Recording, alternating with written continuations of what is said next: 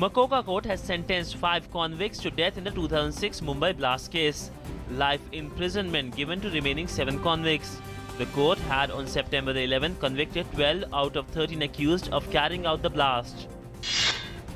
With $31 billion of foreign capital inflows, India has surpassed China and the US to take the pole position in attracting largest FDI in the first half of 2015. The report was published in Financial Times London that said India grabs investment league pole position. India has emerged on top of the foreign direct investment league table, overtaking China and the US. Reacting on the news, Finance Minister Arun Jaitley in a tweet said that development of India becoming the highest FDI destination for greenfield projects is satisfying and the government's efforts are paying off. In a big jump, India has moved up 16th position to rank 55th on the global index of the world's most competitive economies, where Switzerland remains on top. According to the World Economic Forum, the jump in India's position underlines the country's recent economic recovery, improvement in the competitiveness of the country's institutions, and good macroeconomic environment. In an exclusive conversation with DD News, RBI Governor Raghuram Rajan has hoped that banks will pass on the rate cut to consumers soon. He also said that inflation has started moderating and growth has started to pick up. A day after the big rate cut by RBI, markets closed in green today. The rally in the benchmark indices was led by rate sensitives, especially banking and real estate stocks, which gained as much as 3%.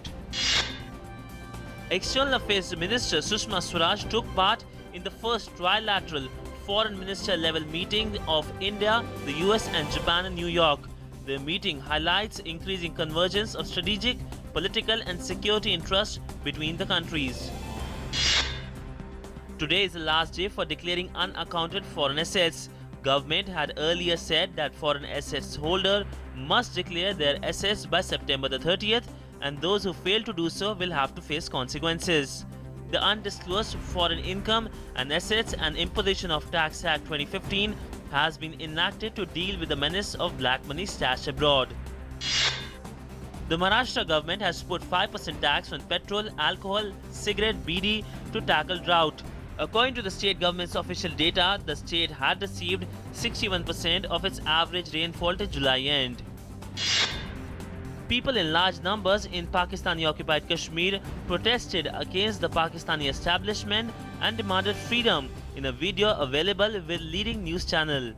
Reacting to the development, Minister of State of Prime Minister's Office, Dr. Jitendra Singh said that people living in Pakistani-occupied Kashmir find themselves deprived of the basic amenities of life. Naval warship INS Kochi was commissioned into the Navy by Defence Minister Manohar Parrikar in Mumbai. The ship will play a major role in safeguarding India's maritime interests.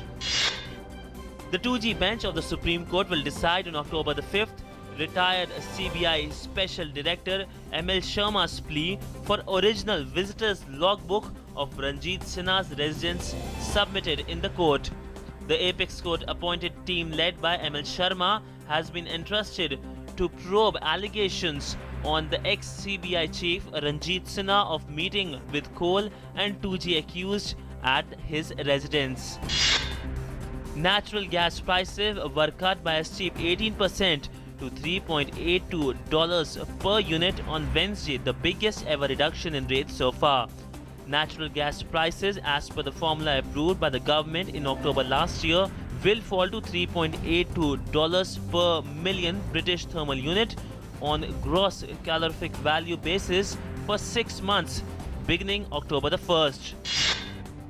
The Russian parliament on Wednesday unanimously granted President Vladimir Putin the right to deploy the country's military in Syria and carry out airstrikes. Russia has been building up its military presence in Syria, where it supports the government forces of President Bashar al-Assad in a conflict that pits him against Islamic State militants and Western-backed rebels. The United Nations High Commissioner for Refugee has said that the world waited too long to respond to the refugee crisis sparked by wars in Syria and elsewhere, though rich countries now appear to understand the scale of the problem.